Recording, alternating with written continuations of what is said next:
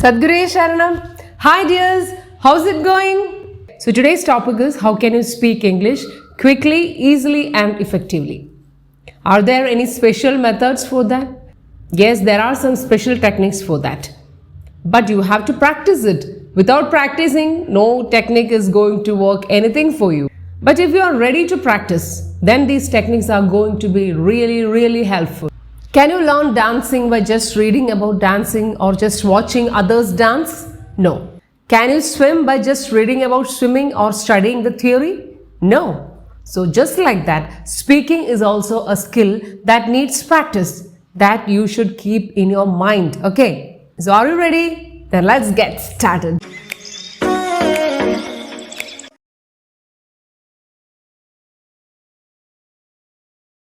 So first technique is focus on content that is really relevant to you, really useful for you. For example, if you are a fashion designer, then read about that topic. If you are into cooking, then read about cooking and recipes. Because if the content is really useful for you in your daily life, your focus will be high. The learning is going to be more natural and effective. And the second method is watch babies communicate with their parents.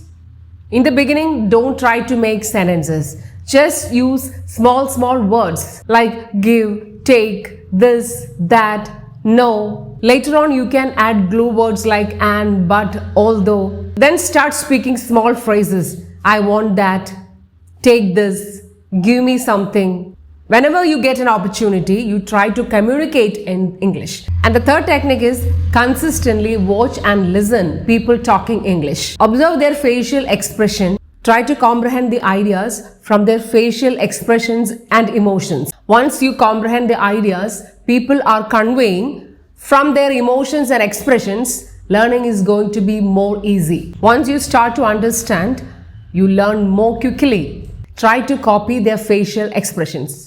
Research show that people who learn through comprehension learn language more quickly than people who learn grammar. So that's a great news, isn't it? By watching, observing and listening to people, we are allowing our subconscious mind to acquire and assimilate language. For that, you needn't put any special effort. You just allow yourself to listen and watch. Now, don't try to accumulate a lot of knowledge at a time. For example, when you learn about past perfect tense, you just focus on it and practice it. You shouldn't think about other topics that are very difficult for you. You just concentrate on that, practice it and fix it in your memory. Let me tell you a wonderful story from Mahabharata. When Dronacharya was teaching archery to his students, he once asked them to shoot a bird by aiming at its eye. He called them one by one and showing the bird, he asked them what they saw. Everyone except Arjuna said they saw the tree, the branches, the bird, and everyone missed the target. And when Arjuna's turn came, Dronacharya asked him like this, Arjuna, what do you see? I see the black eye of the bird. Arjuna said, do you see the tree? Arjuna said, no. Do you see the bird? Arjuna said, no. Do you see anything else? Arjuna said, nothing. Saying so, Arjuna released the arrow and it just hit the target straight. So what's the moral of this story? For success in any job, focus and one-minded attention of the mind on the job is a must. So if you are keen on learning to speak English, focus on it. And when you are learning a particular topic, focus on it.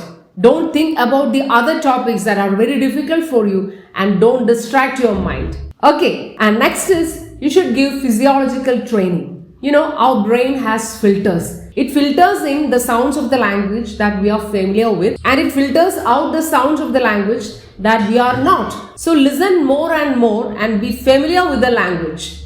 It doesn't matter if you understand it completely or not. But just listen to it more and more. Let your brain get used to it. Soak your brain in English.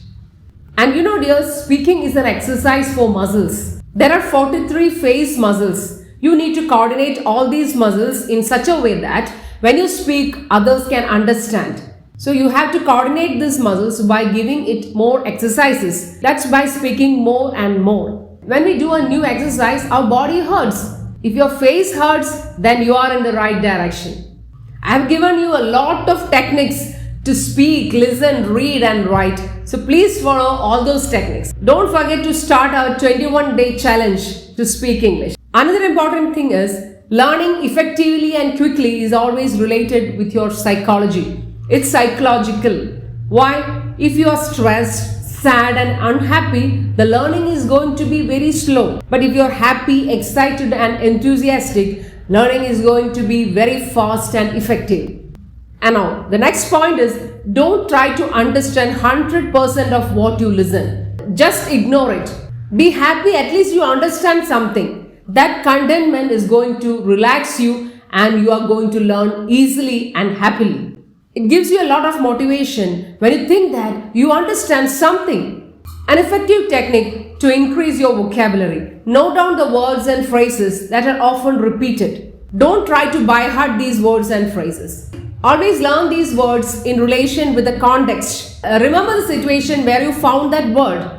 For example, if you want to learn the word incredible, you just think about Sachin Tendulkar, his achievements, his records, and just say that incredible achievement. That means the achievements are unbelievable. So think of Sachin Tendulkar's achievement to remember the word incredible. And try to apply these words in some new situations. For example, when you see youngsters riding bike at great speed, you can say incredible speed. In this way, your vocabulary will be enriched naturally and easily. Don't worry about vocabulary. That's what I want to tell you. Don't spend too much time on learning vocabulary, meaning, definition. Vocabulary will naturally come to you. You just listen and read. Don't focus on fancy vocabulary until you are an advanced learner. In the beginning stage, try to focus on simple, daily life vocabularies. Just ignore the fancy vocabularies for the time being because they are just like jewels on the crown. Now let's not bother about adding too much jewels on our crown. Just wear the crown properly. So remember the Arjuna bird eye story and focus on what you learn without distracting your mind. You should be sincere in your practice and focus on what you are doing and success will follow. So see you in the next video. Until then, take care. Bye-bye. Sadguru.